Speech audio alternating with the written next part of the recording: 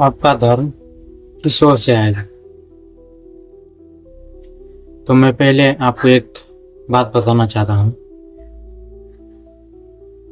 इस देश में अर्थात भारत या नेपाल या कहूँ इन एशियाई मुल्क में लगभग आम मनुष्य के पास खाने के लिए कुछ नहीं, अर्थात वो अपने जीवन यापन इस तरह नहीं कर सकते।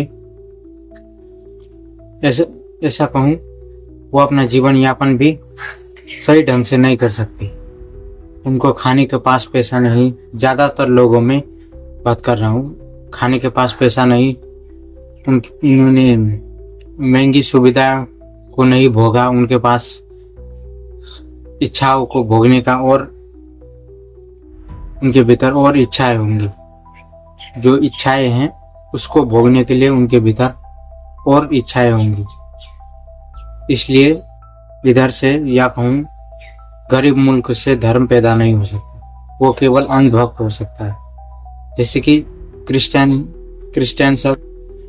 धर्म के जो ईसाई धर्म के जो लोग हैं, वो लोग उनको धन दौलत देके अपनी ओर आकर्षित कर सकते हैं, लेकिन वास्तव में वो धर्म का रूपांतरण नहीं।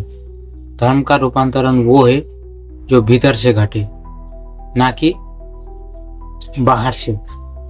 इसलिए अब यूरोप के या कहूँ जो डेवलप कंट्री है, जैसे कि अमेरिका, रशिया, ऐसे कंट्री में वो लोग सब एक्सट्रीम उच्च लेवल तक सब भोगों को भोग चुके। वो लोग सब आयाम देख चुके। अब उनके पास देखने को कुछ बाकी नहीं।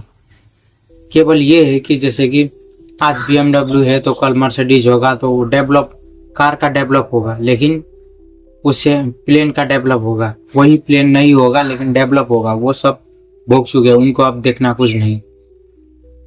इसलिए वो लोग धर्म की खोज में निकलेंगे। वो लोग के भीतर प्यास जगेगी, वो लोग के भीतर वितरागता अर्थात वैराग्य का जन्म होगा, क्योंकि वो लोग सब जान चुके। इसलिए वो लोग खोज में निकलेंगे।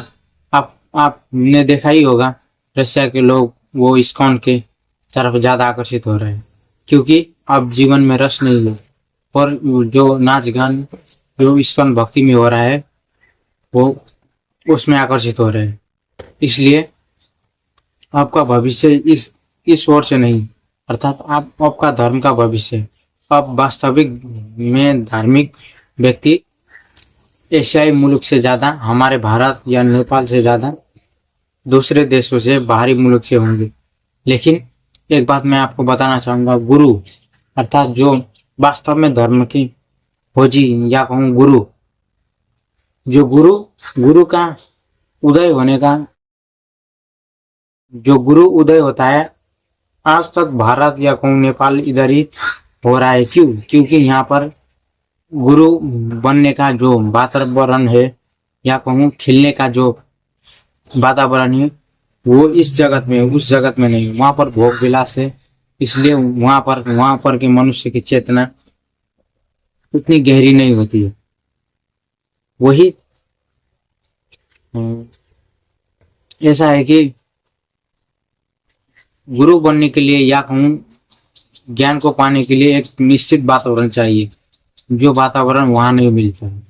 इसलिए गुरु तो यहीं होंगे, इधर ही होंगे, लेकिन एक दो उधर भी खिल सकता है कमल, ये नहीं कि उधर नहीं होगा। लेकिन जो ज्यादातर गुरु जन्म लेंगे वो इधर ही है, क्योंकि जो वातावरण है, जो धार्मिक माहौल है, यहाँ गुरु हो सकता है, लेकिन ज्यादातर धार्मिक व्यक्ति नहीं हो सकते। कर्मकांड करने वाले वो बात अलग है, लेकिन वास्तव में धार्मिक व्यक्ति उधर ही जन्म लेंगे, क्योंकि वैराग्य उधर ही घटेगा।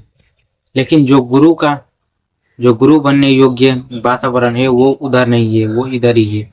इसलिए गुरु बनने योग्य चेतना सब इधर ही जन्म लेंगे। तो आज के लिए बस इतना ही। कुछ प्रश्न रह गए तो कमेंट करिएगा। सभी के लिए मंगल कामना।